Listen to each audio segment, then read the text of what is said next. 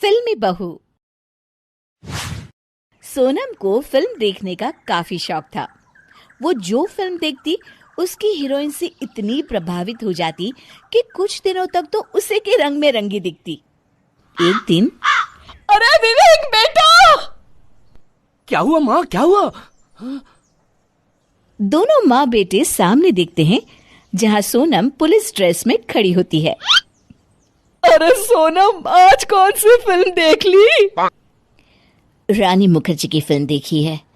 आज से मैं गांव के सारे चोरों को अपने घर में बंद कर लूंगी। अरे बेटा, उसके लिए तो पुलिस है और वो घर में नहीं, जेल में बंद होते हैं। नहीं माँ, नहीं, अब इस गांव में कोई नहीं बचेगा। विवेक और उसकी माँ सर पकड़ लेते हैं। दोनों को समझ नहीं आता कि वो सोनम की इस आदत से कैसे निपटे, क्योंकि सोनम घर पर पड़े सीडी प्लेयर में पास की दुकान से लाकर कोई ना कोई फिल्म देख ही लेती थी। सोनम की सास और उसका पति उसकी इस आदत से इतने परेशान हो जाते हैं कि वो लोग तय करते हैं कि क्यों न सोनम को कुछ दिनों तक उसके मायके छोड़ दिया जाए। जब वो ठीक हो जाए तो उसे ले आएंगी। सोनम की सास सोनम के मायके पहुंच जाती है और वहां उसके पिता से मिलती है। भाई साहब, कैसे हैं आप? मैं ठीक हूँ समधन जी, बताइए कैसे आना हुआ? देखिए भाई साहब, हम ये नहीं कह रहे हैं कि आपने सोनम की कुछ आदतों को हमसे क्यों छुपाया। हम तो बस ये कहना चाहते हैं कि आप कुछ दिनों के लिए सोनम को अपने पास रख लें, जिससे हमें थोड़ी शांति मिले।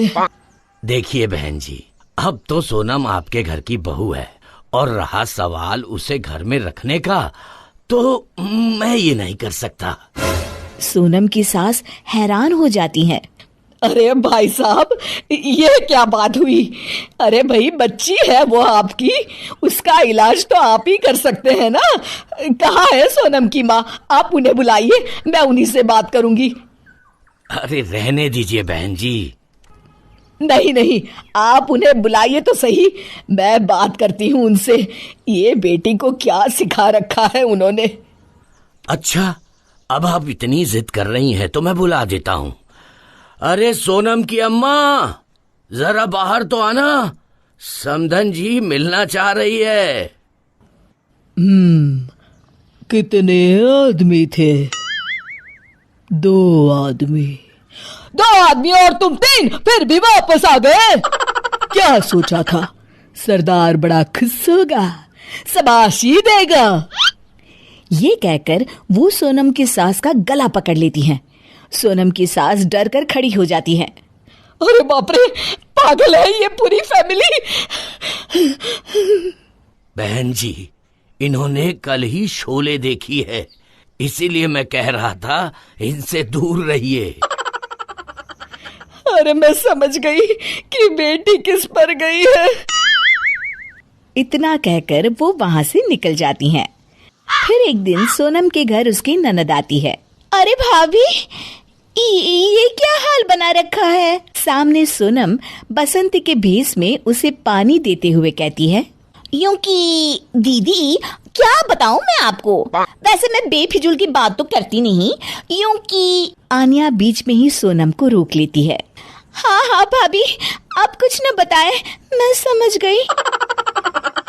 एक दिन आन्या, विवेक और उनकी माँ साथ में बैठकर बातें कर रहे होते हैं। बहू तो सारा दिन फिल्मी रंग में रंगी रहती है।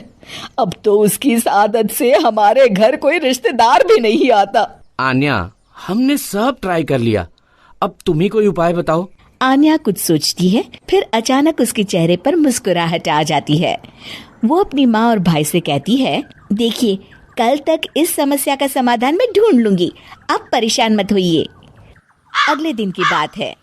सोनम अच्छी सी साड़ी पहनकर पूरे घर वालों को सुबह सुबह की चाय पिलाती है, माँ के पैर दबाती है, विवेक को लंच देती है और रसोई के सारे काम निपटाती है। शाम को विवेक घर आता है और ये सब देखकर आन्या से पूछता है। माँ भी उसी के पास खड़ी होती है। अरे आन्या, ये चमत्कार कैसे हुआ? बस भैया, मैंने आज भाभी को बहू हो तो ऐसी फिल्म दिखा दी है। अब भाभी घर का सारा काम करेंगी, एक अच्छी बहू के सारे कर्तव्य पूरे करेंगी। हाँ हाँ, लेकिन कब तक? फिर वो कोई और फिल्म देख लेगी और...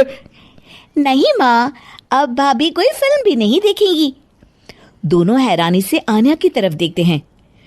क्यों और कैसे? आन्या धीरे से मुस्कुराते हुए कहती है, मैंने सीडी प्लेयर को ही तोड़ दिया है माँ। अब तो न रहेगा बांस और ना ही बजेगी बांसुरी।